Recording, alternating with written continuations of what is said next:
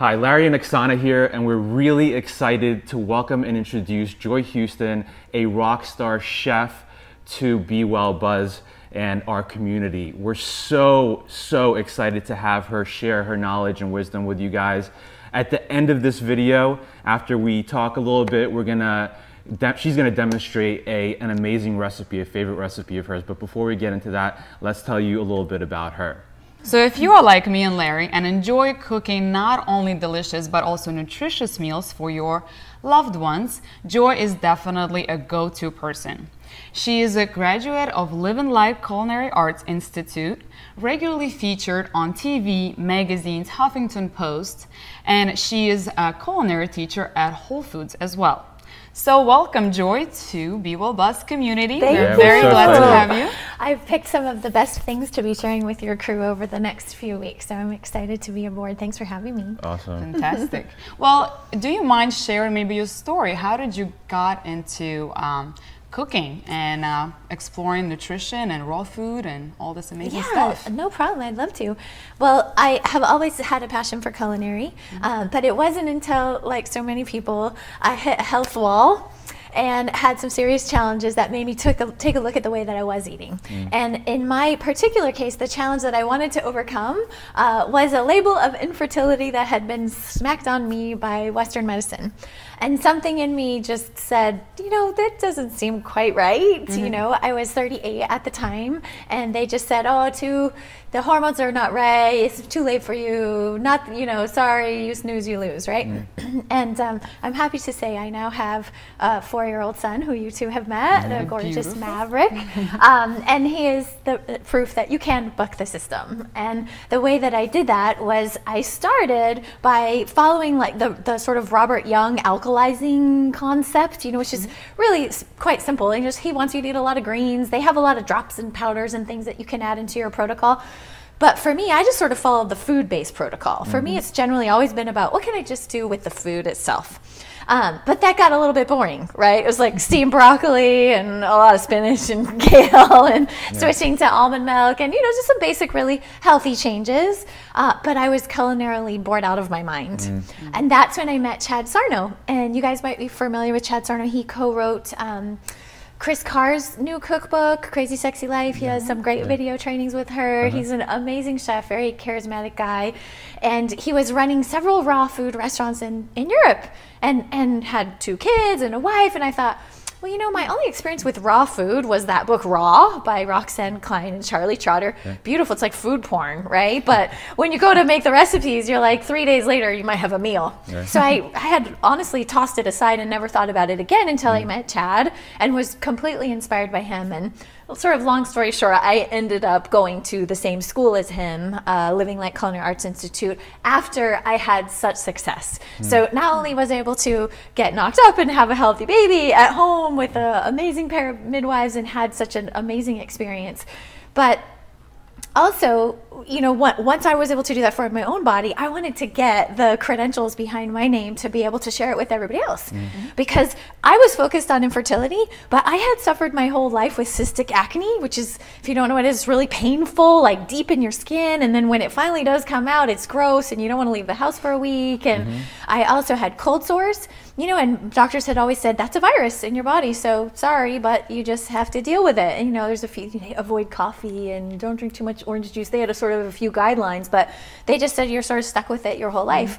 Well, about 6 months after I had conceived Maverick, I thought, oh, you know what? I haven't had any breakouts. I haven't had any cold sores. I haven't had any of those things. So I was focused on fertility. But what fell away were all these other things that I thought I was sort of stuck with for life. And that's when I decided, like, okay, this is the thing. You can't like sit on that information. How many chicks are thinking they have to go through these nasty infertility routines? How many people in general are just, you know, not being their full social selves because their skin looks gross or whatever? So I thought, hey, you know what? I shouldn't silently enjoy my success. I should sort of get out there and share. What was your diet like before? You know what? I had grown up with a very fish sticks and powdered milk and like whatever. You know, my family wasn't well off when I was growing up, so they just sort of did everything that was handy and convenient. And you know, back then nobody really even thought about it or knew any better. It was very stereotypical. Well, if it wasn't safe, the FDA wouldn't approve it. And, you know, of course, I've blown apart all of that. And, you know, I was a big proponent for the Prop 37 team and spoke a lot for that community. So I'm very well educated and I know a lot about food now, but I didn't know that. So, you know, when I was going through college and I thought I want to eat healthy, it was, well, what's low fat, what's low carb, what's diet this and diet that, instead of the full fat versions, not knowing that I was taking a complete wrong turn. It's no wonder, you know, my health was a mess, honestly, because I was following great marketing. You know, it's diet. Like it's better for you. many. Right. So it was transitioning from like eating the general SAD diet, the standard American diet, into more living foods and that type of food. Did you find the kind of like the recipes and the foods out there, did you find them kind of bland, or was it difficult to transition into? For me, yes, because I came in through the alkalizing portal, right? Which is like, eat a lot of steamed broccoli, you know, a lot of things that, you know, and also sort of very extreme. But then when I fell into the raw food world, which I love, the flavor of raw food is just off the charts insane. But even there, I sort of got into a conundrum because I felt like, you know, I didn't want to be so extremist. You know, I felt like, wow, if I could just get the processed pasta out with raw food replacements for that, you know, the spiralized zucchini and the spaghetti squash and all that. Spaghetti squash, of course, is a great example because that's cooked. And I think that's a great replacement for pasta. You know, it's one of the great plant-based sources of omega-3s and it works awesome. So even in the raw food community, I felt a little bit like, what am I going to do here? They're very extreme. I'm very not. So yes, in answer to your question, it was a rough transition. And in whenever you go through a rough transition, or whenever you're really on the SAD diet and you start, that you sort of get worse before you get better. You feel crummy. Like I felt like I had the flu, and I remember 2 weeks into really changing over and being committed to it, feeling like, well, maybe this is good for everybody else, but not me, because I feel sick and yucky and kind of crappy, and my skin was looking worse initially, you know. That wasn't one of my goals, so I just thought, oh, well, it's just making it worse, not better. But it is difficult to transition. Like for us being foodies and like loving flavors and intense flavors, like moving into like more raw foods and hitting some restaurants and trying some of the stuff, it was kind of like it left, you know, you wanting more. So it's difficult to kind of go that direction unless it's tasting really good. And if it's not tasting really good, it's not going to be sustainable. And you're not gonna be eating it. And I'm sure you know at home, like if it's not tasting good, you're not gonna cook it and you're not gonna eat it. And I think like what we've tried from you, like we went to a party last week, the and vegan pulled pork. I swear, like if you didn't tell me, I would think it was pork. It had those flavors and that vibrance to it. So like I'm super stoked, like because we have a range of different people in our community. Some are raw foodists, some are vegans, some vegetarians, some meat eaters, and we want them to all eat healthy, but also with flavor. Yes, it's so important. It's just, you know, everything I make, the underlying factor is flavor. Because if I make it and I wouldn't make it again, it never goes on my site. It'll never go to your site. If I make it and people are like, hey, Chica, how can I get that recipe? Like, hook me up, you know, and my kids are asking for it, my husband's asking for it. I'm like, okay, that was a big win, not only for me, but for my community. And they love it. I know it's time to share it, you know, because I can be a little bit of a perfectionist and a hoarder with things until I think that they're really great. It's ready. Until it's ready. But I'm an opportunistic eater, to be straight up honest with you. Like, I have too many fellow chefs who are amazing, you know, and if I travel to somewhere like Brazil, let's say, the chefs down there, the pride on their plate is their grass-fed, amazing red meat. And for me to turn that down on some, you know, dietary premise doesn't feel right to me. I'm in their homeland, I'm in their care. When they come here, they trust me. When I go there, I trust them. You know, and the majority of my diet is a vegan diet, is a raw diet. I love raw food. Spring and summer, you know, it's like I love so much of what's fresh that it's just easy, and there's almost no room on my plate for other stuff. But like the party that we had, that vegan pulled pork, it's hot, it's steamy, it's flavorful, it gives you all the satisfaction of like that barbecuey delicious flavor, and you know, and you don't have any saturated animal fats in there. So for me, that's a win-win. I'd much rather see someone take you know, an amazing raw pasta dish that I do, and a great cashew-based Alfredo sauce, some arugula in there, and slap some grilled salmon on there, and everybody wins. That's what they like. Yeah, that's it. You know, what if they take some lean, you know, if they're into red meat and they slice it thin and they're being careful about how they prepare it and the quality of what they're buying, that's a win-win. You know, better than it's served with a white potato, right? Exactly. What's the bonus It's about there? choices. It's about making those healthier choices. Yes. And we're all unique individuals, so it's very important to figuring out what works for your body and not just blindly follow, you know, someone's suggestions. Play with your food. Exactly. That's what I like to have. You know, have fun in the kitchen. Yeah, Experience. exactly. Figure out what works for you. What tastes good. Yes. Why not? Exactly. And we coin ourselves as moderationists. So like Yeah. everything, I love it. and we're like, you know, everything in moderation. You Yes. know, and it's not good to be extreme. And we're also coming from a place of like really understanding your body and what Yes. works for you. Exactly. So testing Very also, wise to praise that, because I have this belief that, you know, if you're eating in some extreme way because you're following some guru or some path that you think is going to be the solution, I got news for you. You're going to make your own path. There's no one path that anyone's going to lay out for you. You will have to make your own path. Do the work, right? You have Exactly. to do the work. But if you do that, if you restrict yourself, your cortisol levels go up because you look at everyone else. Oh, they're eating that. I can't eat that. I'm sad. I can't go out with my girlfriend. You know what? Go out and have some wine and, you know, have wine and brie with your girlfriends, and wake up the next day and have your green drink and get yourself on track and do what feels good. Live your life. And don't make it so religious. Yes, enjoy it. It's There's too much living, amazing food. It's about fun, and it's not about dogmatic ways of being. Agreed. Agreed. Yeah. Agreed. Yes. So the things I have coming up for you, the thing that I wanted to share first, the video that you'll see that I created for you next is a turmeric tonic. Now we the love reason turmeric. I want to share that with you, and I know you guys are big believers in fighting things that cause inflammation in the body, just because it's associated with so many diseases. I think people fail to realize how many diseases at one stage or another have to do with the inflammation cycle in the body. And turmeric is a natural source of curing that in the body, of helping that in the body. It can do better even than pharmaceuticals with no side effects. You know, the studies have shown that it just does amazing benefits, and all you have to do is learn to find a way to like it. So I know that you guys like your food a little wild, so the way that I'm doing the turmeric tonic is quite spicy and flavorful. I leave it quite concentrated and shoot it like a little tequila shooter or something. Awesome. But I'll also explain in that video how you can mellow it out and keep it in your fridge and drink it as a lemonade throughout the week, so you can always take a drink every day. And then some other things coming up. You know, I know that your audience loves to eat and eat well, so you guys will be seeing the cheesy kale chip recipes soon, and that was voted the best kale chip on the web. So we'll make sure that you guys know, your audience knows how to do that, and getting some good chocolate options in there, so they get the high mineral cacao in the diet in ways that have lots of fiber, so that we can keep the sugar balance. I know you guys are big on making the blood sugar balance as well too. So Well, it sounds like it's going to be a very exciting, delicious journey with a ton of fun and flavor, as we like it.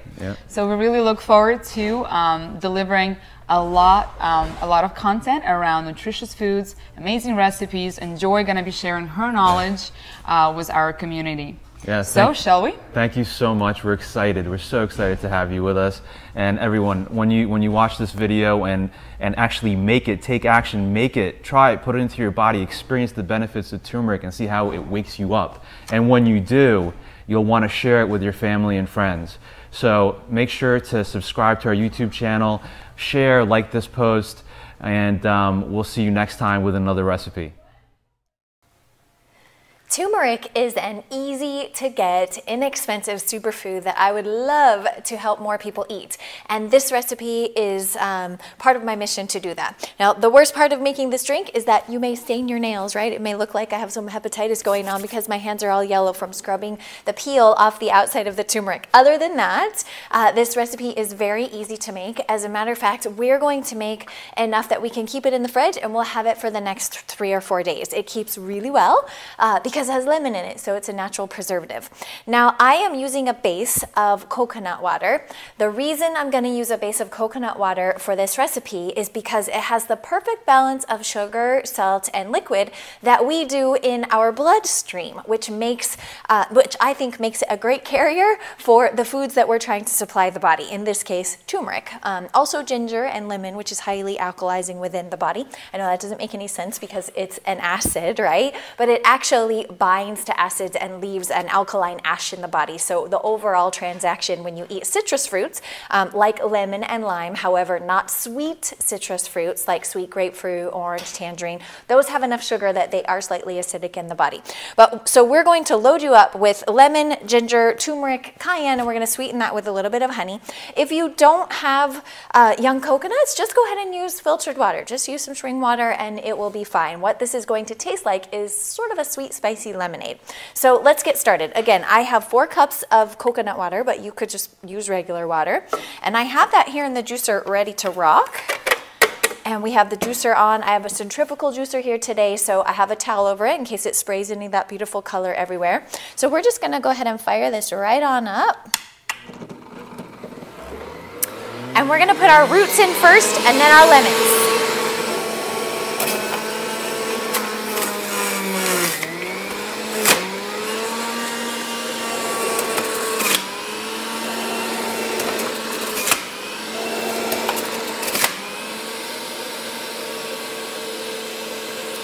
Okay.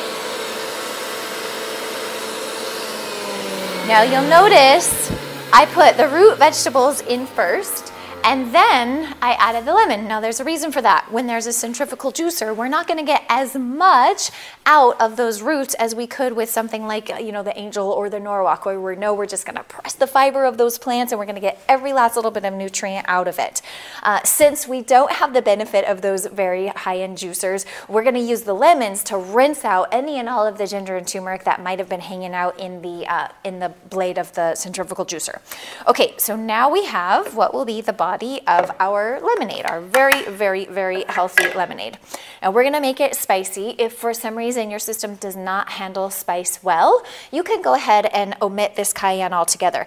I love to add the cayenne because it really mixes things up and it really helps break things up in the body, which is great, right? Because something that turmeric is amazing at, and the reason that it really helps fight diseases like arthritis and Alzheimer's and Parkinson's is because it helps to break up amyloid plaque.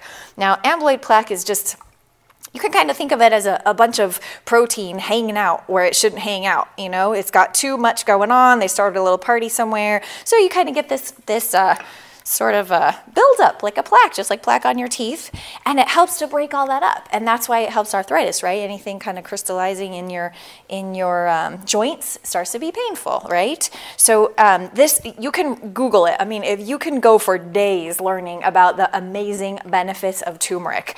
The point is, get it in your diet. You know, if you're thinking that you're not cooking with it now, you might be already. If you're using anything that has curry in it, curry gets its beautiful color from turmeric, so you may already be using it a little bit, but unless you're really loving the Indian foods, the Thai curries, the Japanese curries, you might not be getting any turmeric in your diet at all.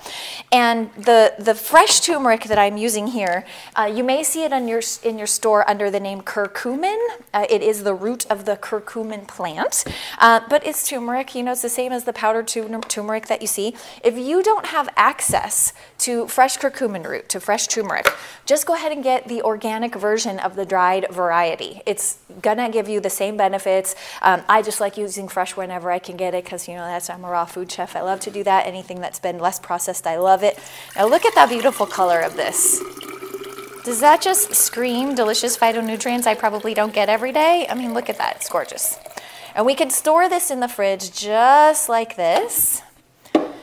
And what I would love to know that you are doing is having a glass of this each and every day, just to keep your joints happy and healthy, keep all that scary Alzheimer's away so that you remember my name and you remember all the delicious things that we're eating here together. And just give that a try. Now, for me, I like it spicy, so I added a full 4-inch piece of ginger. You might want to slide back on that a little bit. Start with a 2-inch piece, maybe a 3-inch piece if you're adventurous, and move on up to the 4-inch piece of ginger if you really love it. So let me give this a try. Actually, I don't want yellow lips, so I'm going to use a straw. Perfect, that's just the way I like it. Now here, I was using raw honey as a sweetener. If you are sugar sensitive, if you're fighting any sort of yeast in your body, you can not sweeten it at all if you like a really tart drink, or you can use the Lakanto sweetener. That is an all-natural sweetener that won't mess with your glycemic index, and yeast doesn't like it, so it's a great way. It's big with the Body Ecology Diet. That's a great book to get if you want to learn more about that sweetener. But this is the turmeric tonic. This is something I would love to know that we are all drinking each and every day. Here's to you.